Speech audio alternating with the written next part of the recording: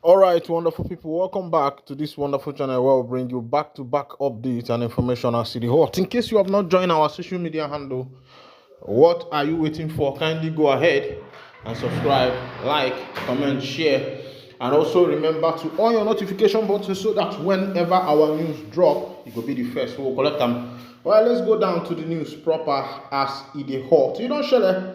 The information reaching on our table is that Bola Ahmed Tinubu, the president of the Federal Republic of Nigeria, will be visiting Enugu today. And on that note, it is believed that part of the things he will be doing in Enugu is making sure that Mazi Nnamdi is released from the DSS detention. And I say that is good.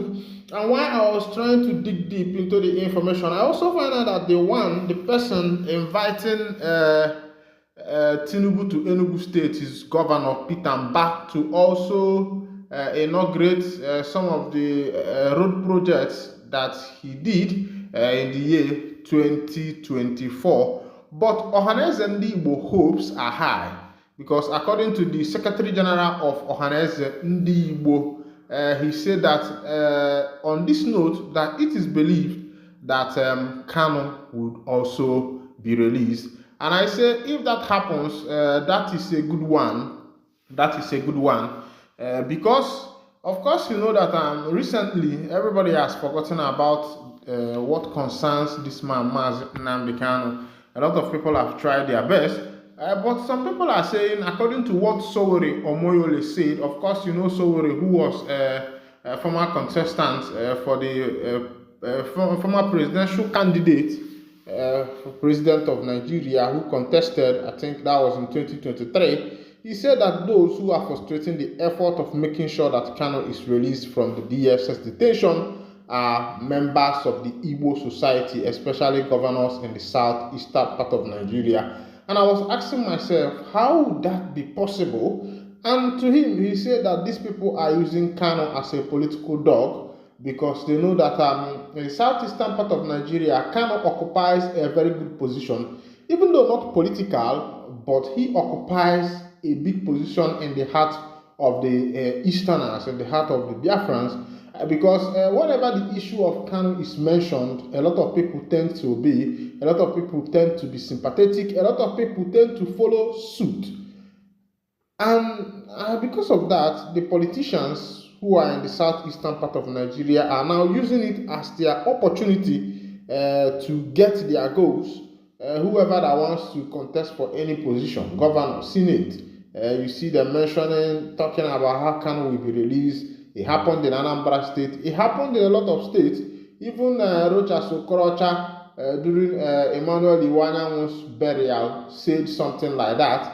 And if they are talking about this issue and you yourself trying to deduce anything from it, you find that their talks are very, very political. Meanwhile, let's go down to the full details of the information. The APES Igbo Social Cultural Group ohanezendigbo worldwide has shown excitement about the planned visit of President Bola Tinubu to Enugu State today. Ohaneze expressed optimism for the release of the leader of the indigenous people of Biafra, Mazi Nnamdi. According to statement issued by the Secretary to Enugu State Government, Professor Chidiebere Onya, on Friday, the President will commission some of the projects executed by Governor Peter Mbah's administration during a one-day visit. Commissioning of the planned visitation, Ohaneze, in a statement by East National Publicity Secretary Alex Obonia, expressed delight over the gradual attitudinal change of the federal government towards the Igbos. The statement partly reads, Ohanezendigbo expressed immense delight over the gradual attitudinal change of the federal government towards the Igbos.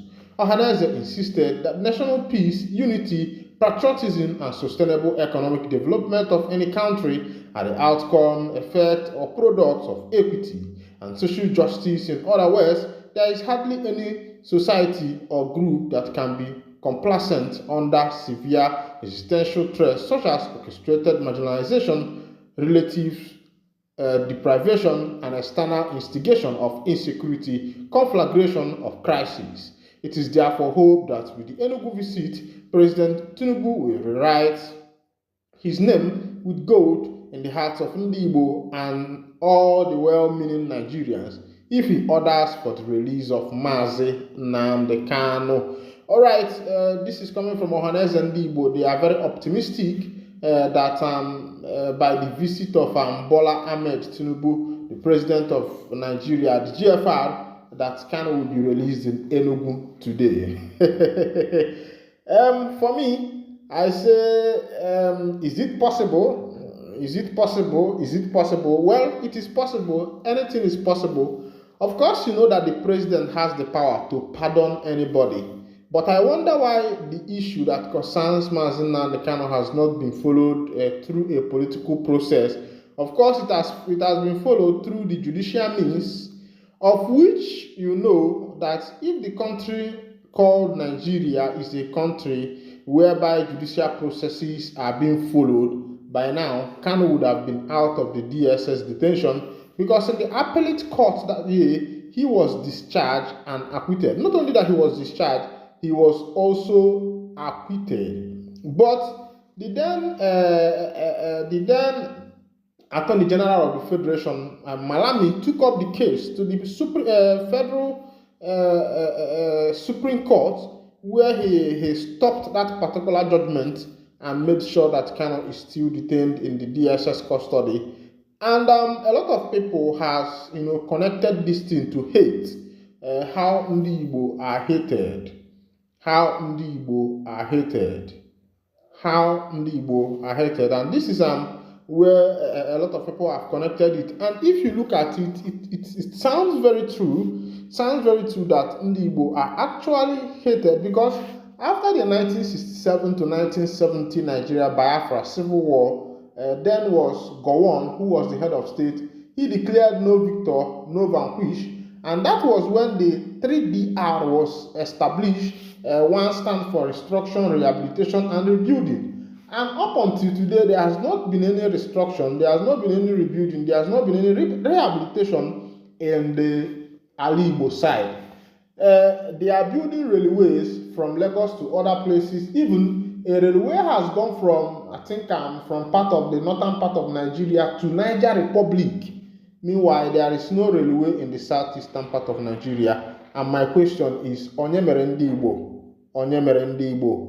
Onye mere ndị Igbo? And one painful thing about ndị Igbo again is that ndị Igbo has refused to help themselves due to the kind of politics that is being played in Nigeria, where one buys the political office. Yes, the political offices are being bought, or it is either given to someone as a settlement, and that person that this office is given to as a settlement is meant to stay under the one who has given him that particular office. Look at what happened in Rivers State during 2023 presidential general election, where the then governor of that state single-handedly handed the Rivers State to Nigeria. He made sure that all the votes counted went for APC. So he single-handedly handed Rivers State to APC without mincing words, and it happened all over Nigeria, where the people voted and their votes never counted. And if you ask me, I will tell you that a lot of people have lost hope, when it comes to voting, when it comes to counting votes in the nation called Nigeria, because when you see that the government is frustrating the effort of the masses, for choosing who they want, for choosing the governor in their mind, for choosing the president of their choice, I think it usually makes people to lose interest, in all the political affairs. All right, on another information breaking, governor sacks all commissioners and SSGs. Let's go down to that information. Nasarawa State Governor Abdullahi Sule has dissolved the State Executive Council, which includes his commissioners, and dismissed the secretary to the state government, Barrister Mohammed Aliyu Obandoba.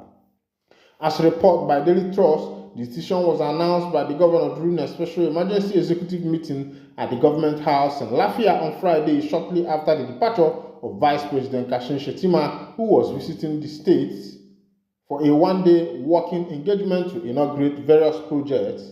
A senior government official speaking In the condition of anonymity, revealed to our correspondent that while the specific reason for the dissolution remains unclear, the governor has a reputation for restructuring the state's administration. It is noteworthy that in 2021, Sule also dissolved the State Executive Council, citing the need for a more effective and efficient governance framework. As the situation unfolds, residents of Nasarawa State await further clarification on the implication of the decision and the further direction of state administration, the source added.